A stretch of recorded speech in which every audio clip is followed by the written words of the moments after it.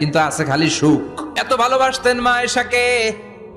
মা আয়েশা গ্লাসের যেই জায়গা দিয়ে পানি খেতেন, বিশ্বনবী ওই জায়গায় মুখ লাগিয়ে পানি খেত। মা আয়েশা গোশতকে হাড্ডি ফেলে দিলে বিশ্বনবী ওই হাড্ডিটা নিয়ে চষতে শুরু করে দিত। এক বালতি থেকে পানি নিয়ে দুইজনে গোসল করত। আবার বিশ্বনবীর সাথে সাথে মাঝে মাঝে বায়না ধরতো, মাঝে মাঝে রাগও করতো। বিশ্বনবী বলেন, আয়েশা কখন তুমি রাগ করো, কখন তুমি আমারে ভালোবাসো আমি বুঝি। মা আয়েশা বললেন, কেমনে বুঝেন?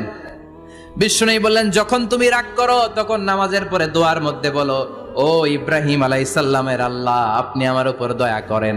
তার মানে তুমি রাগ করে আছো, আমার নাম নাও নাই। আর যখন আমার উপর খুশি থাকো নামাজের পরে দোয়াতে বলো, মুহাম্মদ সাল্লাল্লাহু আলাইহি ওয়াসাল্লামের আল্লাহ, আপনি আমাদের উপর রহমত করেন।